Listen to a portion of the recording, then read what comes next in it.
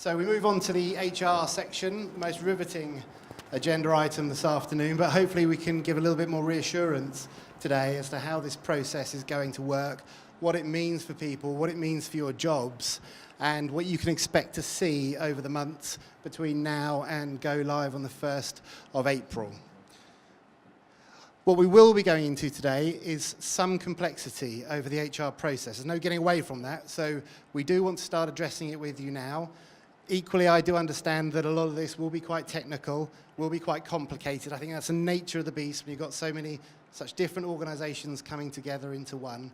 So we'll do our best to field questions as we can, but if you feel more comfortable, we have the breakout session after this, and we'll have a number of drop-in sessions in the weeks ahead leading up to Christmas and after, where you're very welcome to come and talk to us, and we'll do the very best we can to answer your queries.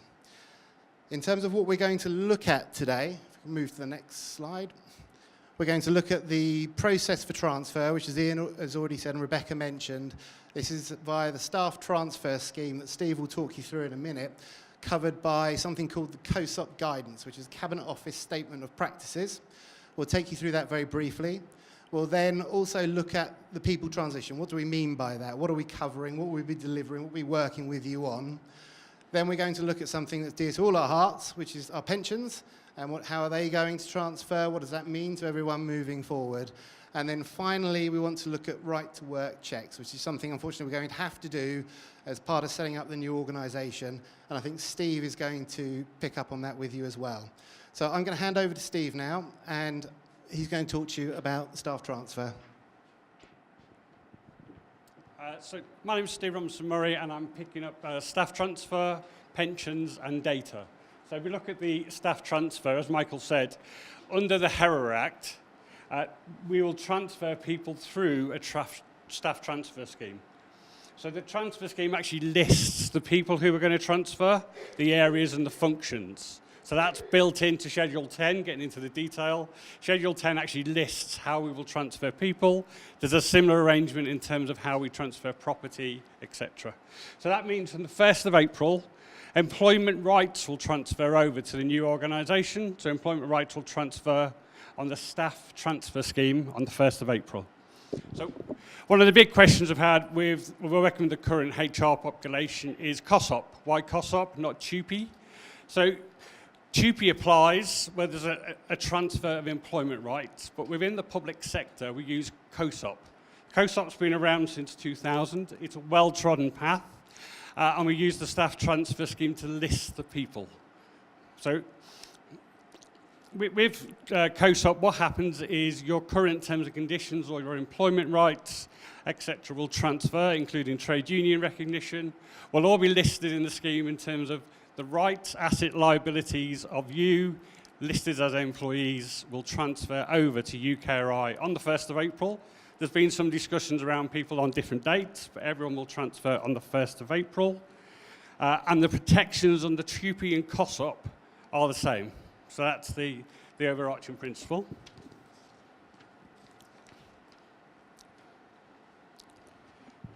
Probably the most important question, who will transfer?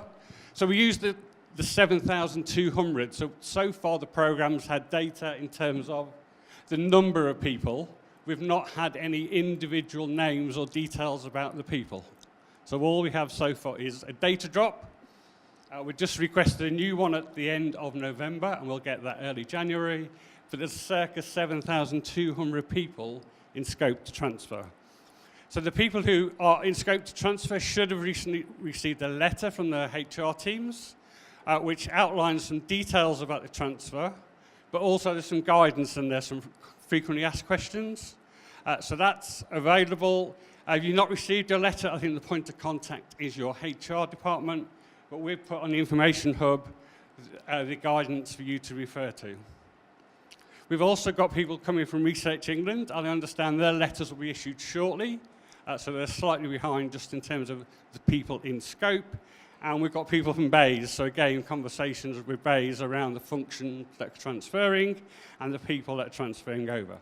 What will happen later on, 28 days before the transfer, we will get employee liability information. That's the first time UKRI will get details of the actual people. It'll be your name and a unique identifier, probably your staff number, Oracle number, just to identify you, and that will be listed on each of the transfer schemes, one per organisation. So throughout all the COSOP process, we've had lots of engagement with the trade unions, and it probably will continue to data transfer. I noticed George from the trade unions nodding vehemently. So we'll continue to the 31st of March, and then we'll recognise the trade unions in UKRI world. So that's all part of the process. And even today, we've started to talk about the format of the recognition agreement with the unions. So you have a joint consultation committee, which is what's currently been happening with the current employers and their trade unions and the Innovate staff representatives. That's carried on before UKRI came onto the scene and will continue until the 31st of March. There is a new joint negotiating consultation committee, which Michael leads, and that's UKRI talking to the trade unions about the transfer and what happens post-transfer. And there's the functional transfer that BAYS HR and BAYS management are having with their trade unions as well. So ongoing consultation with the trade unions, the communications are written in conjunction with the trade unions. We're also working with the HRDN network in terms of the process for the COSOP transfer. I'll now hand over to Charlotte and Shiloh. So I'm Shiloh Russell, and I'm working on the People Transition work stream. So to establish UK research and innovation and deliver the essential activities, we do need to fill some key roles prior to day one. Information on these functions has been published on the Information Hub, so you should all have access to those functions. So to fill the new and vacant posts and ensure that staff are treated fairly, we have set a range of principles which we've talked to unions and HR colleagues in the councils about, which will be applied to filling roles. As stated by our senior Shadow UK Research and Innovation leaders in all of their communications, it's not anticipated that there will be any compulsory redundancies as a result of the transfer of staff to UK Research and Innovation. And we are aspiring to ensure that all of our staff get appointed to a job that they want and that they're appropriately capable of.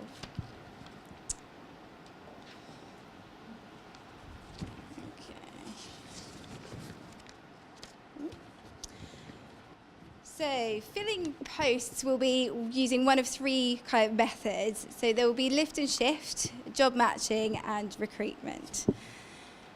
So lift and shift is where all staff in the UK, in the research councils, Innovate UK and Research England will transfer to UK Research and Innovation in their current roles.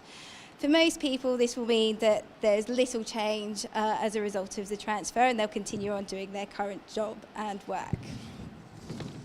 Ooh. Job matching.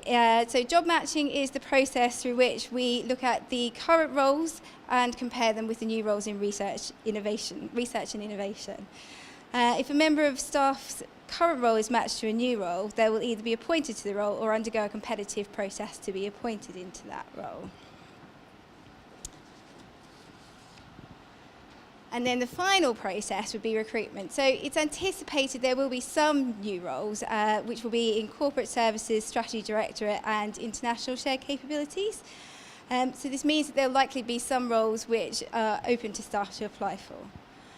Recruitment will be in a three-stage process. So we will go for an internal process first, which will be open to the research councils and partner organisation staff.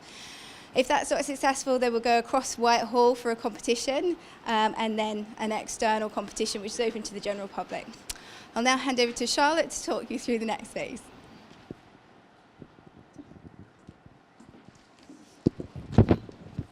Thank you, everybody. So I'm going to talk to you a little bit more about the matching process that was due to be published later on this afternoon. So we've split the matching process into a couple of phases, and the first phase that we'll cover will be in relation to RC UK staff. So presently there are staff that are in substantive posts within RC UK, and these individuals will be matched into new roles within UKRI. Staff on secondment in RC UK will continue their secondment and return to their host organisation once that secondment ends.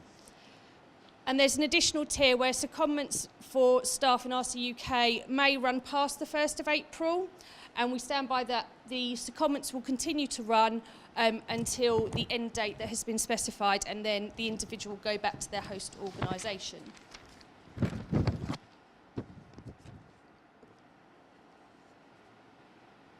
So, the matching process for staff that are within the Shadow, UKRI, Strategy Directorate and Transition programmes.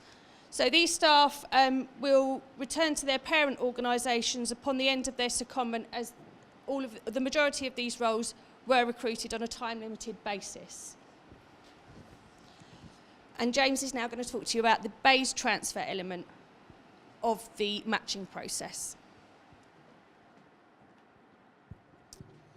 So as Charlotte said, there are also some functions from BAYS which are going to be in scope for transfer to UKRI. We've been working very closely with Michael and the Shadow UKRI HR team to make sure our processes are aligned as they can be. So anyone in BAYS who is doing a role where 51% at least of that transfers over to UKRI, they will be in scope for COSOP transfer. The situation is slightly different for BAYS employees. Obviously, BAYS will still be in existence, so people who are in scope for transfer from BAYS will have 3 options. That will be, they can take up their COSOP right and transfer over to UKRI. They could decide to come initially on secondment, or they could turn down their right to transfer over, and then they'd be redeployed in BAYS. We've got a number of vacancies in BAYS at the moment, so we're quite confident that we can do that without there being any need for anyone to be doing anything they don't want to do. There's this thing called EU exit going on, which we've got quite a few jobs for. So we have got a lot of vacancies where people could be redeployed in BAYS if they decide not to transfer over. Now, the important thing is people need to make a decision about whether they want to transfer over by the 21st of December. So by that stage, we'll know exactly how many people from BAYS will be moving over to UKRI. And once that process has been concluded, the resultant vacancies which aren't coming over with people can then be advertised and competed for. So potentially even more opportunities for people. So that's the key things, really. I'm now going to hand back over to Charlotte. Thank you. Okay, so to give a little bit more detail about the matching process that UKRI will be adopting. So the matching process will consist of a matching panel and it will be for them to make a decision regarding whether a role matches into a new role within UKRI. Panels will be made up of 3 individuals, which will include a functional expert, HR rep, and an independent member of staff, which will be someone outside of the business area or a trade union representative.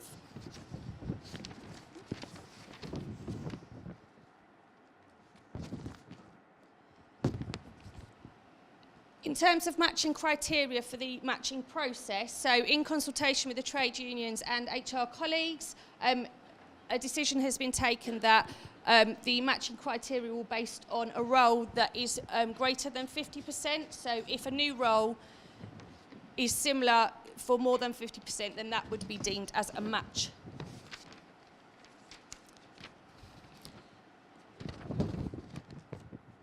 So some further detail in terms of what a panel might decide.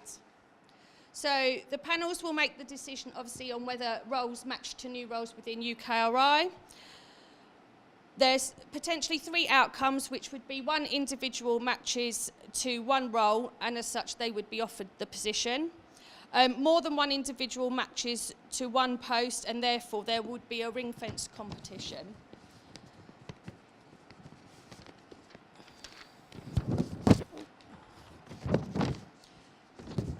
In circumstances where 1 individual matches to multiple roles, then the individual, so the employee, will be able to state a preference of which role they'd like to take up, and that will be considered as part of the options.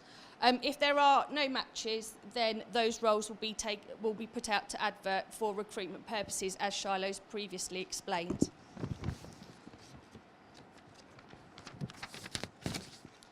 In terms of panel decisions, so the panel will obviously make the decision of whether a role is matched or not.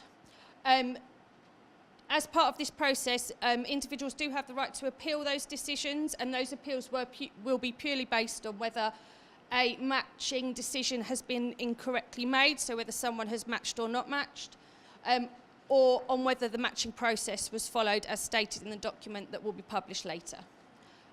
I shall now hand back to Steve to talk about pensions. So pensions, the overarching principle is there will be no change on the 1st of April. So because of UKRI, nothing will change in terms of current scheme members and people who are in the pension scheme up to the 31st of March will stay in their existing scheme. So on the 27th of November this year, the Treasury approved the Research Council pension scheme can continue. So that scheme will continue, and it's likely April 2019 alternative arrangements will be made in terms of moving the benefits over to the civil service. That's all a future decision post go live. The Medical Research Council pension scheme will continue. UKRI will become the principal employer, so we will own the scheme. And UKRI will put a board member on the pension trustee board. That scheme will also allow new people to join, so MRC is slightly different. And we've also got a host of other pension arrangements that will continue in legacy format. So we have people who are in the Merchant Navy, the Atomic Pension Scheme, and again, legacy pension members, so current members will be able to stay. UKRI will be a civil service pension scheme employer from the 1st of April. We've applied to join the scheme, that's been accepted, and we're now working with the payroll providers to make sure the records can transfer over for new entrants from the 1st of April next year. So the immigration work. So work is undergoing in terms of UKRI has applied for its licence for the Home Office. What we're now working on is the process to validate all the people's right to work. So working with the retained HR functions, communication will go out shortly in terms of what that process looks like, how that process will be carried out, and what forms of identification people will need to meet the right to work checks. I'll hand over to Michael to do some wrapping up and final questions. Thank you. Just in terms of where you can go to for additional information, you'll all be aware of the Staff Information Hub. On there, there'll be regular updates from HR on org design, on all the processes we're running, and have briefly talked to you today. So do please look at those. And equally, we're in CS16 here in Polaris House. You know all our names now, so if you want to drop us an email, by all means do so. We have got a few questions. I suspected there might be a few. We've made it in actually under 20 minutes. So if we kick off into the Q&As. So I'll share these around, can't have all the fun myself. But in terms of first question, we have, how will harmonisation be handled as the RCs have different grades, pay and conditions? And is there a date by which we will know this? Well, as part of the work that we're doing, we're working with our trade unions and across all the councils to look at how we can start to harmonise, how we can look for middle ground in our pay ranges, in our grades, and work out how we can start bringing people together. So it's not a new pay system in that respect, but we are looking for common ground to try to bring 9 organisations together into one. In terms of when that will be done, we are aiming to have that all done for day one. So we are looking to hire new individuals on UKRI terms and conditions for the 1st of April, if at all possible.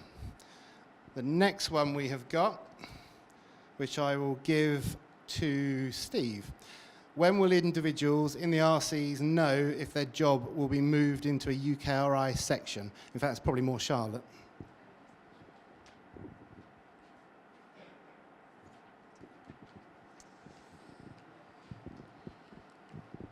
Okay, so in terms of when individuals will know if they have a job, if they have a job that will be moved into a joint UKRI. So as we're working through a number of the structures at the moment, which have all been published on the hub, so you've got the high-level corporate structure that's already up there, and also currently the strategy directorate is up there. So as we start working through the recruitment element of those sections of the organisation, we will then be making contact with all of the council's HR departments to get an understanding of who does what roles and whether there is potential for matching, or if there isn't, then again we'll follow the recruitment process as outlined earlier. So it would be an internal competition first, then across the civil service, and then externally. As we go through that, it will be a work in progress, so it will be continually evolving and moving forward. So there won't be specific dates for people, but as soon as that happens, we'll let you know.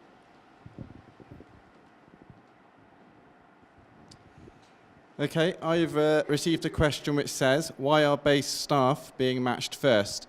In essence, they aren't being matched first to the new structure. So what's happened is, on the base side, we've obviously had to identify who's in scope for transfer. Now that is based on what people are currently doing. So as I mentioned earlier, 51% of their current role is moving over to UKRI. They have a legal right and protections in employment law to move over with that role. That doesn't mean that they're being matched to a specific job in the new UKRI structure. So we're currently working through, as I said, who has a legal right under COSOP to move over to UKRI. Those base staff will make their decisions by the 21st of December. Once that has happened, they will then be matched to roles in the UKRI structure at the same time as everyone else. So it's not a case of base staff being matched first. We are just looking at who is in scope for COSOP transfer because they have that protection under employment law. And if we are in a position where we do have potentially more than one person, potentially a skills match for one role, we then will look at some sort of ring fence process to decide who gets that role. So just to confirm, base staff haven't been matched to roles first. So the question I have is around when will UKRI T's and C's and pay be available? And this links to people being interviewed now to start after the 1st of April. So there's a meeting on the 20th of December with the trade unions to try and firm up the detail in terms of the T's and C's. But the working assumption is we will use the harmonised terms and conditions until something different is in place. So that's the plan as of today. We'll update you after the meeting on the 20th. Okay, I think that takes us through all the questions that we've received so far. I'll take it to the floor now if anyone has any questions they would like to ask us.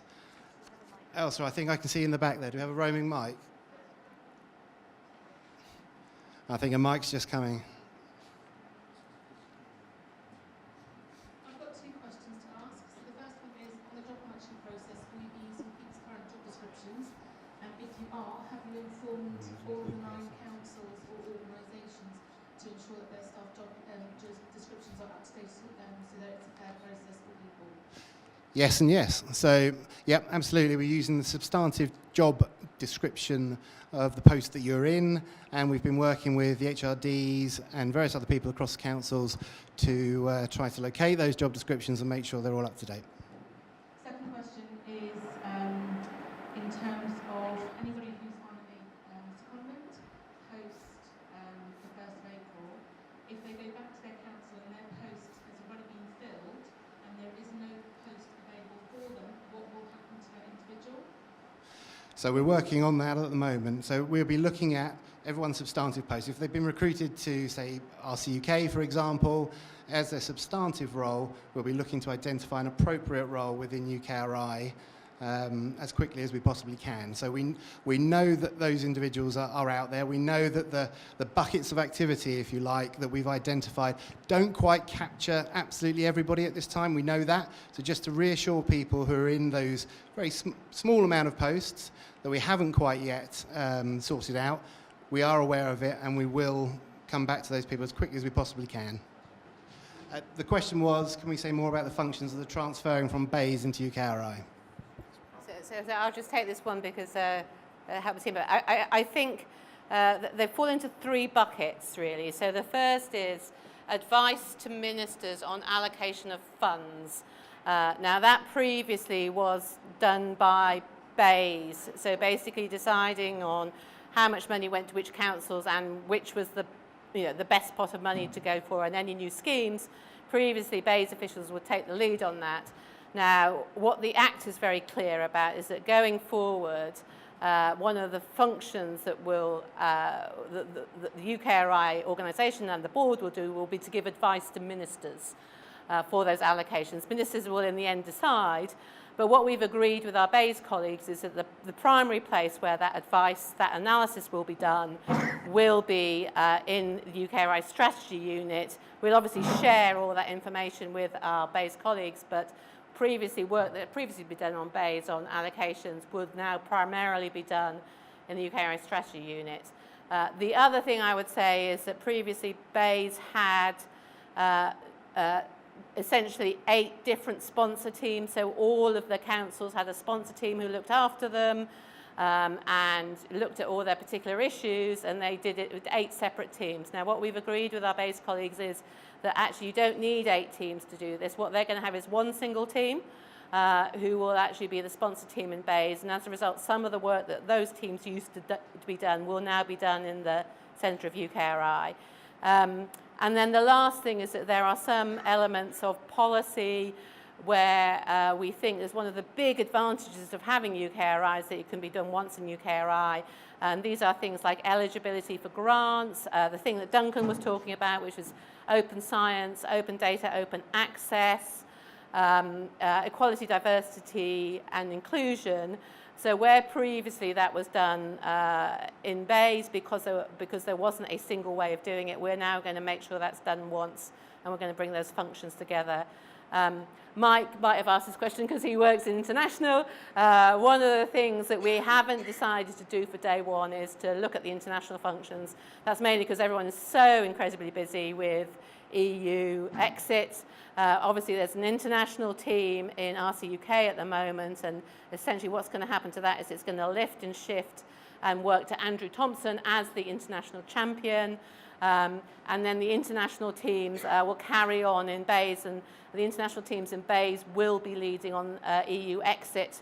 And at the moment they're very, very busy and sucking up all resource that can possibly be made. Now going forward, especially when we know what happens as a result of EU exit, we might want to look at the international teams. But at the moment, for the international teams, it's pretty clear cut. The RC UK ones will lift and shift and go to Andrew Thompson, and the bays ones will largely stay as they are. So that I think is basically the plan. Mike, you happy with that, yeah? Okay. Move you back. I think we have a few more questions coming in. First one here is ring-fenced interviews. What happens to the person who doesn't get the role? So they will revert back to their substantive post. So where there's a new post, where people have been matched to, whoever gets the post will move into that role. The other person will revert back to the post that they're in currently.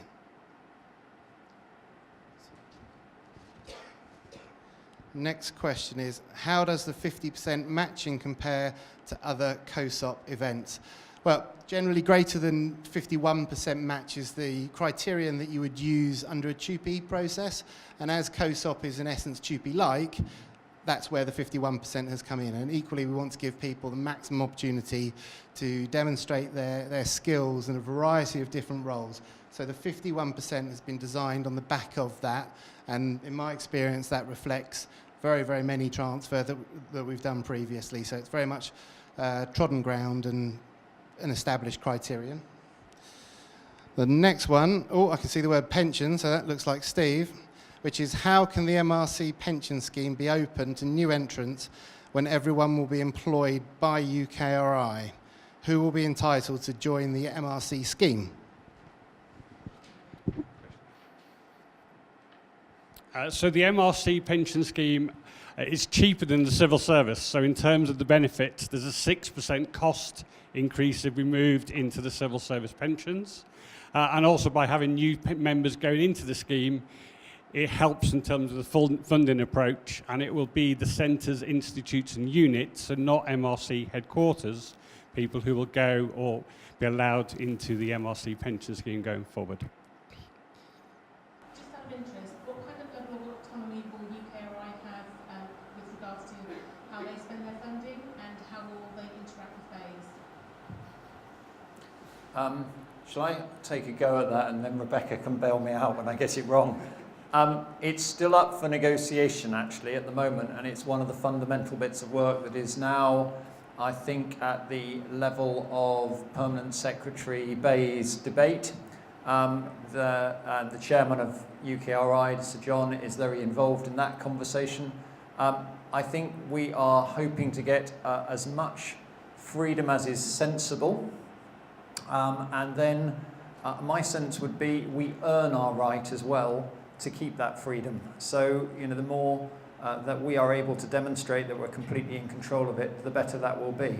But we also have to recognise, as Rebecca has said, that ministers make a lot of the decisions, and we need to respect that. So, so we're looking to get a lot more freedom than councils have at the moment, but still recognising that bays will still have to have a certain level of sign-off. Please correct me. Yeah. I think there's sort of several levels to that question. The first is, to what extent do individual councils have basically delegated decision-making vis-a-vis their research or innovate funding in their own specific areas? And the answer to that was the ministers was very, very clear during the course of the HERA Act, and this was actually confirmed by the board at their first board meeting, which is where it's an innovator or a research council discipline-specific matter, then we would expect and we intend to delegate the decision-making down to the individual councils. The only things that should be sort of considered at the UKRI level is when there's cross-cutting approaches or synergies, which are where it's better to do. So the idea is that, you know, as a principle of subsidiarity, the councils should get as much authority in its delegation as possible vis-a-vis their own spend and their own budgets. The one thing that we are looking at the moment is, as you know, there's loads of rules and regulations about recruitment, pay, terms and conditions, business cases for spend. So to what extent can business cases for spend be approved without recourse to BEIS or recourse to HMT? We're in the process, and this was the bit that Ian was referring to, we're in the process of, as part of work on the framework agreement, looking at whether those rules are fit for purpose or whether, as a benefit of UKRI, we can actually get more freedom and flexibility in terms of how we do things within UK research and innovation. I think it will be an interesting process, but we're going to try and make, I think a key principle is we want to try and make it as easy as possible and to get rid of as much unnecessary bureaucracy as possible so that everyone can focus on the really important thing, which is to spend the money well on research and innovation.